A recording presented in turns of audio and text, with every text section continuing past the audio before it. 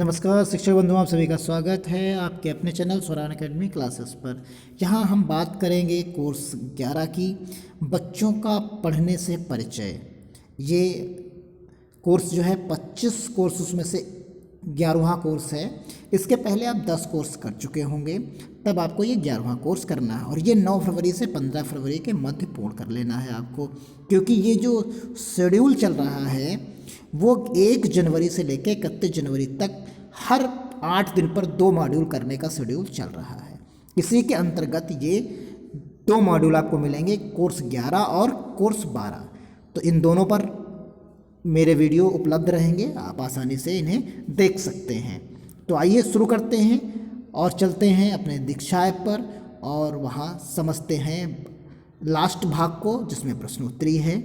उससे पहले अगर आप हमारे चैनल पर नए हैं तो सब्सक्राइब करना बिल्कुल ना भूलें और ज़्यादा से ज़्यादा लोगों तक जो है इसे पहुँचाएँ और जो शिक्षकों के ग्रुप व्हाट्सएप ग्रुप हैं उन पर भी शेयर करना बिल्कुल ना भूलें।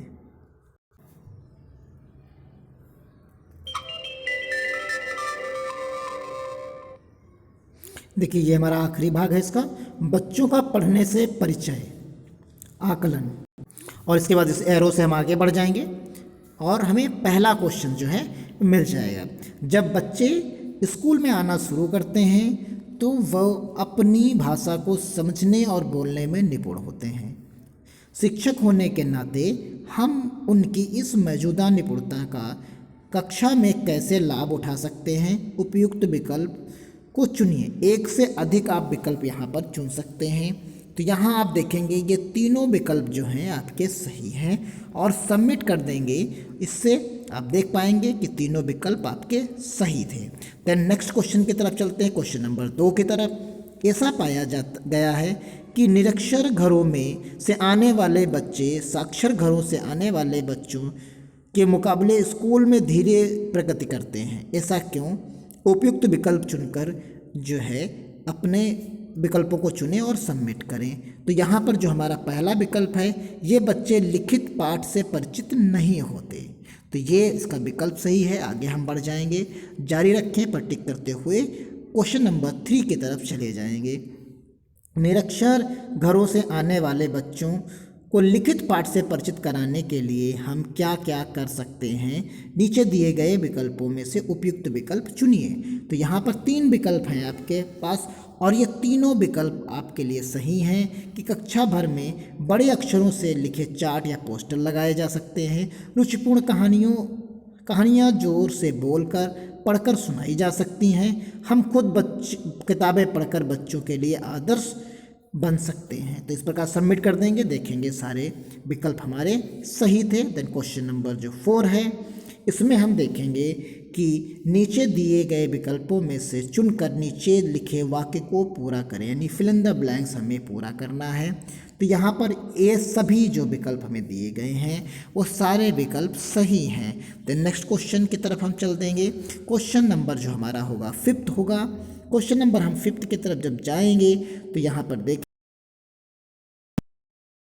लोग वाक्य को पढ़ने के लिए किस प्रक्रिया का इस्तेमाल करते हैं। सही विकल्प चुनिए और एक ही विकल्प आपको यहाँ चुनना है। तो यहाँ पर क्वेश्चन 5th का है वो 3rd विकल्प सही है और इस 3rd विकल्प को जब हम चुनेंगे तो ये अपनी पहली जानकारी के आधार पर सोचे समझे अनुमान लगाना। देन क्वेश्चन नंबर हम चलेंगे अगले की तरफ, यानी हमारा विकल्प सही था। तीसरा ऑप्शन जो था वो एकदम करेक्ट था। शिक्षक के रूप में हम अपने बच्चों को बेहतर और जल्दी पढ़ने में कैसे मदद कर सकते हैं? तो यहाँ पर कैसे मदद कर सकते हैं, क्वेश्चन नंबर 6 हमारा है। तो यहाँ पर जो हमारे विकल्प हैं वो तीनों विकल्प सही हैं। उनको जो भी जानते हैं वो जो पढ़ रहे हैं उसमें जुड़ाव बनाने में मदद करके, उनको अर्थपूर्ण माहौल में विभिन्न प्रकार की पाठन सामग्री देकर, बच्चों की जिंदगी से जुड़े पाठ पढ़ने के लिए देकर। तो इस प्रकार हम इसे सबमिट करके आगे बढ़ जाएंगे। देन क्वेश्चन नंबर 7 हमारा है। तो क्वेश्चन नंबर 7 में हम देखेंगे कि यहाँ पर भी हमारे तीनों विकल्प जो हैं वो सही हैं और हम सबमिट कर आगे बढ़ जाएंगे।